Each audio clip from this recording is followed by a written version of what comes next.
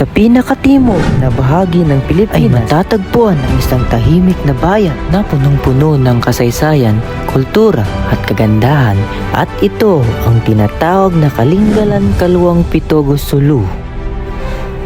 Noong unang panahon, ang Pitogo ay isang mahalagang sentro ng kalakalan at pangingisda na naimpluwensyahan ito ng Sultanato ng Sulu, kaya malalim ang kultura at tradisyon dito. Sa kabila ng maraming pagsubok, nananatiling matatag ang Pitogo. At yan ang dahilan kung bakit ito kakaiba. At isa sa naging hanap buhay ng mga taga-Pitogo ay ang pagtatanim ng agar-agar o ang tinatawag nilang seaweed. Tuwing umaga ay pumapalaot ang mga tao at magtanim ng mga agar-agar. Tuwing anihan, makikita mo ang buong pamilya na nagtutulungan para linisin ang kanilang mga agar-agar. At pagkatapos ito ay papatuyuin nila buong araw nang sa ganon ito ay mabenta nila at nang ma-export sa ibang bansa. At alam nyo ba na ang Pitogo ay kilala sa agar-agar farming at isa ito sa pinakamahalagang industriya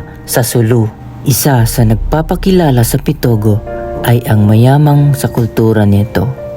Mula sa tradisyonal na sayaw hanggang sa mga lokal na pagkain hanggang sa malalim na pananampalatayang Islam, ang lugar na ito ay isang kayamanan ng kasaysayan at tradisyon. Ang buhay dito ay hindi laging madali, pero ang Pitogo ay nagpapaalala sa atin na sa kabila ng anumang pagsubok ay nananatili pa rin ito matatag.